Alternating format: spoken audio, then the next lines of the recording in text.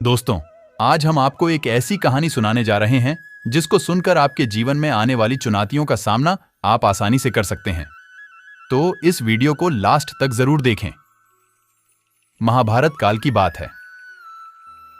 एक बार कृष्ण और बलराम किसी जंगल से गुजर रहे थे। चलते चलते काफी समय बीत गया और अब सूरज भी लगभग डूबने वाला था।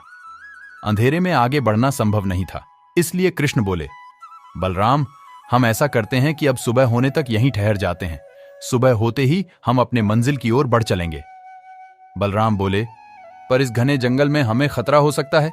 यहां सोना उचित नहीं होगा, हमें जाग कर ही रात बितानी होगी। अच्छा, हम ऐसा करते हैं कि पहले मैं सोता हूं और तब तक तुम पहरा देते रहो, और फिर जैसे ही तुम्हें नींद आए तुम मुझे जगा देना, तब मैं पहरा दूंगा और तुम सो जाना। कृष्ण ने सुझाव दिया। बलराम तैयार हो गए। कुछ ही पलों में कृष्ण गहरी नींद में चले गए और तभी बलराम को एक भयानक आकृति उनकी ओर आती दिखी। वो कोई राक्षस था। राक्षस उन्हें देखते ही जोर से चीखा और बलराम बुरी तरह डर गए। इस घटना का एक विचित्र असर हुआ। भय के कारण बलराम का आकार कुछ छोटा हो गया और राक्षस और विशाल हो गया। उसके बाद राक्षस एक बार और चीखा और पुनः बलराम डरकर कांप उठे। अब बलराम और भी सिकुड़ गए और राक्षस पहले से भी बड़ा हो गया। राक्षस धीरे धीरे बलराम की ओर बढ़ने लगा। बलराम पहले से ही भयभीत थे और उस विशालकाय राक्षस को अपनी ओर आता देख जोर से चीख पड़े, कृष्णा, और चीखते ही वही मूर्छित होकर गिर पड़े। बलराम की आवाज सुनकर कृष्ण उठे। बलराम को वहां देख उन्होंने सोचा कि बलराम पहरा देते देते थक गए और सोने से पहले उन्हें आवाज दे दी। अब कृष्ण पहरा देने लगे। कुछ देर बाद वही राक्षस उनके सामने आया और जोर से चीखा। कृष्ण जरा भी घबराए नहीं और बोले, बताओ, तुम इस तरह चीख क्यों रहे हो? क्या चाहिए तुम्हें? इस बार भी कुछ कृष्ण के साहस के कारण उनका आकार कुछ बढ़ गया और राक्षस का आकार कुछ घट गया। राक्षस को पहली बार कोई ऐसा मिला था जो उससे डर नहीं रहा था। घबराहट में वह पुनः कृष्ण पर जोर से चीखा।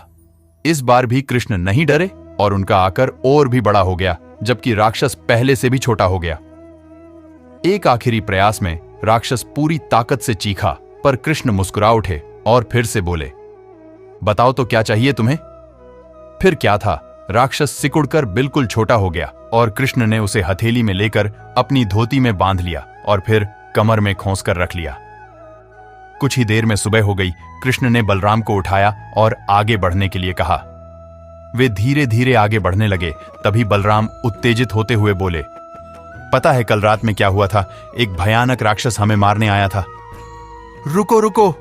बलराम को बीच में ही टोकते हुए कृष्ण ने अपनी धोती में बंधा राक्षस निकाला और बलराम को दिखाते हुए बोले, कहीं तुम इसकी बात तो नहीं कर रहे हो? बलराम आश्चर्यचकित होते हुए बोले, हां, ये वही है, पर कल जब मैंने इसे देखा था तो ये बहुत बड़ा था। ये इतना छोटा कैसे हो गया? कृष्ण बोले, जब जीवन में तुम किसी ऐसी चीज से बचने की कोशिश करते हो जिसका तुम्हें सामना करना चाहिए, तो वो तुमसे बड़ी हो जाती है और तुम पर नियंत्रण करने लगती है। लेकिन जब तुम उस चीज का सामना करते हो जिसका सामना तुम्हें करना चाहिए, तो तुम उससे बड़े हो जाते हो और उसे नियंत्रित करने लगते हो। दोस्तों, ये राक्षस दरअसल हमारी जिंदगी में आने वाली चुनौतियां हैं। अगर हम इन चुनौतियों को टालते हैं तो ये और बड़ी होती जाती है। आखिर में ये हमें कंट्रोल करने लग जाती है। इसलिए हमें इनका साहसपूर्वक सामना करना चाहिए ताकि हम उन पर काबू पा सके। इस प्रकार चुनौतियों का डट के सामना करने से वो छोटी सी हो जाएगी, जिससे हम आसानी से उन पर नियंत्रण कर सकते हैं और सफल हो सकते हैं।